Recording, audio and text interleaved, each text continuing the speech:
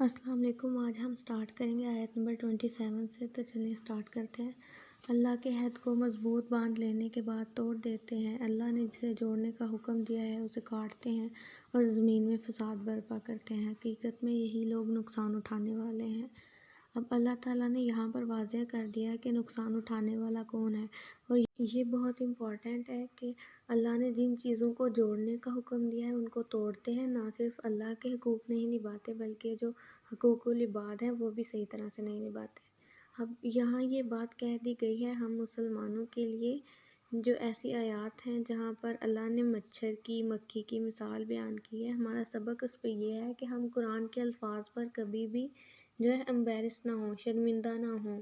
جب مسلمان قرآن کے الفاظ کے اندر چھپی وزڈم کو نکالنے والے بن جاتے ہیں تو پھر وہ جو ہے اپولوجیٹک نہیں ہوتے، پھر وہ شرمندہ نہیں ہوتے، بلکہ پھر وہ ریسرچ کرتے ہیں اور وہ اسٹرگل کرتے ہیں، پھر وہ علم حاصل کرتے ہیں اور یہ دیکھتے ہیں کہ اللہ نے ان آیات کے پیچھے کیا سائنس رکھی ہے، ان آیات کے پیچھے کیا حکمت ہے۔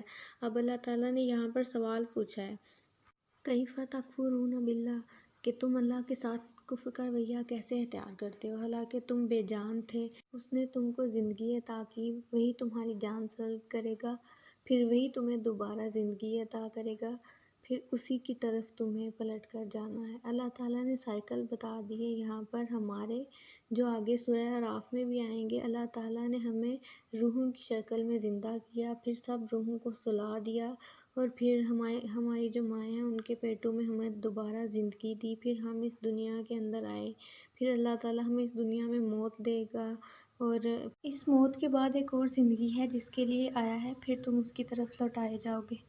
اللہ کرے کہ جب ہم اللہ کے پاس پہنچیں تو اللہ ہم سے راضی ہو جائے۔ آج آپ دیکھیں یہ جو مثال آئی تھی نا مچھر کی، یہاں پر یہ بات اللہ کی بہت گہری بات ہے۔ مسلمان بھی جب اللہ کے قوانین کوئی سامنے بتائے جاتے ہیں جن پر کوئی مسلمان خود کنونس نہیں ہوتا، تو اس پر ہمارا رویہ جو ہے وہ امبیرسنگ ہو جاتا ہے، اپولوجیٹک ہو جاتا ہے کہ نہیں اللہ کا قرآن میں یہ مطلب تو نہیں ہوگا، نہیں اس آیت کا یہ جو ہے مفہوم نہیں ہو سکتا۔ یہ کرنے کی ہمیں ضرورت نہیں ہے۔ کبھی آئنسٹائن کی کسی تھیوری کے اوپر آپ کو مجھے کبھی امبیرسمنٹ ہوئی ہے؟ حالانکہ سخت زہر لگتی ہیں۔ وہ ہمیں جو اسٹوڈنٹس ہیں ان سے پوچھیں کتنی مشکل ہوتی ہیں آئنسٹائن کی تھیوریز، وہ جو یاد کرتے ہیں اس کے فارمولاز کتنی مشکل سے یاد ہوتے ہیں، لیکن اس پر تو کبھی ہم کبھی اپولوجیٹک نہیں ہوتے، اس پر تو کبھی غصے کا اظہار نہیں کرتے، ہم اس کو ایز اٹ از جیسے وہ ہے ویسے ہی لے لیتے ہیں۔ تو قرآن کو اون کرتے ہوئے ہم کیوں گھبراتے ہیں؟ مسلمان کو اپنے اندر کانفیڈنس لانے کی ضرورت ہے، کانفیڈنٹ مسلمانوں کی ضرورت ہے، امبیرسڈ مسلمانوں کی ضرورت نہیں ہے، وہ تو پہلے ہی بہت ہے۔ اب آگے ہے، وہی تو ہے جس نے تمہارے لیے زمین کی ساری چیزیں پیدا کیں، پھر اوپر کی طرف توجہ فرمائی اور 7 آسمان استوار کر دیے، اور وہ ہر چیز کا علم رکھنے والا ہے۔ اب دیکھیں، اب آسمان اللہ تعالیٰ نے کتنے پیارے کلر کا، سودنگ کلر کا دے دیا ہے۔ اگر یہی آسمان شاکنگ پنک کلر کا ہوتا تو کیسا لگتا؟ اللہ تعالیٰ نے مٹی کتنے پیارے رنگ کی دی ہے، براؤن براؤن، جب اس کے اندر مختلف رنگوں کے پھول کھلتے ہیں تو وہ کتنے ویوڈ لگتے ہیں، کتنے واضح نظر آتے ہیں۔ امیجن کریں یہ جو مٹی ہے یہی اورنج کلر کی ہوتی تو کیسی لگتی، اور یہ جو گھاس ہے یہ گرین کلر کی، اگر یہی گھاس جو ہے وہ پیچ ڈارک کلر کی ہوتی، بلیک کلر کی ہوتی، تو پھر اللہ تعالیٰ نے ہماری آنکھوں کو بھلی لگنے والی نعمتیں جو ہیں وہ ہمارے ارد گرد رکھ دی، پھر بھی اللہ کا شکر ادا نہیں کریں گے، پھر بھی اللہ کی نافرمانی اور ناشکری کریں گے۔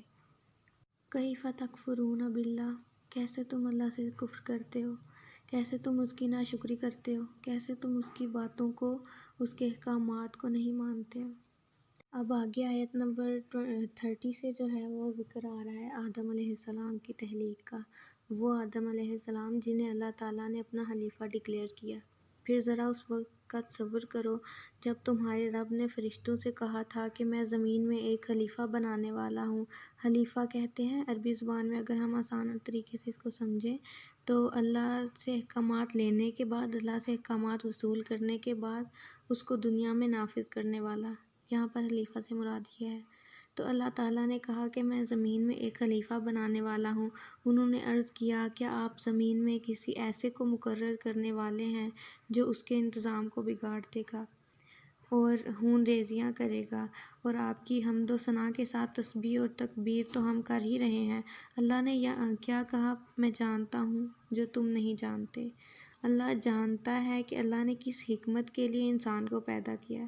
اللہ تعالیٰ نے فرشتے بنائے جو فرشتوں کے لیے اسکالرز کہتے ہیں کہ ان کے اندر خواہشات نہیں ہیں، بغیر خواہشات کے ان کو پیدا کیا، وہ صرف عبادت کرتے ہیں۔ اللہ تعالیٰ نے جانوروں کو بنایا، اسکالرز کہتے ہیں کہ جو جانور ہیں وہ نفس البہیمہ ہیں، صرف اپنی خواہشات پوری کرتے ہیں، کوئی ایسا ان کا مقصد نہیں ہوتا زندگی کے اندر، کوئی بھی ان کا کوئی مقصد نہیں ہوتا جس کو ان کو پورا کرنا ہو۔ جانوروں کو بنایا خواہشات پر، فرشتوں کو بنایا عبادت پر، اور ان کی زندگی کا مقصد صرف اور صرف عبادت ہے۔ انسان کو بنایا ان دونوں کے کمبینیشن سے، پھر بنا خلیفہ، اس میں عبادت بھی ہے اور اس کے اندر خواہشات بھی ہیں، اس لیے اللہ تعالیٰ نے ہمیں اشرف المخلوقات کہا ہے۔ اس کے بعد اللہ تعالیٰ نے آدم علیہ السلام کو ساری چیزوں کے نام سکھائے، پھر انہیں فرشتوں کے سامنے پیش کیا اور فرمایا اگر تمہارا خیال صحیح ہے کہ کسی خلیفہ کے تقرر سے انتظام بگڑ جائے گا تو ذرا ان چیزوں کے نام بتاؤ۔ اسکالرز کہتے ہیں کہ اللہ تعالیٰ نے آدم علیہ السلام کو دنیا میں آنے والا سارا علم دے دیا تھا، اور وقت کے ساتھ ساتھ اس نالج کا ایکسپلوژن ہو رہا ہے، جو جنریشن آفٹر جنریشن کسی کے اندر کوئی سائنٹسٹ نکل آتا ہے، کسی کی نسل میں سے کوئی ریسرچ کرنے والا نکل آتا ہے، اور یہ آہستہ آہستہ مختلف جو ہے علوم دنیا کے سامنے آ رہے ہیں۔ یہ سارے کا سارا جو ہے پوٹینشیل یہ اللہ تعالیٰ نے آدم علیہ السلام کو دے دیا تھا۔ نیکسٹ آیات ہم اگلی ویڈیو میں کریں گے، تب تک کے لیے اللہ حافظ۔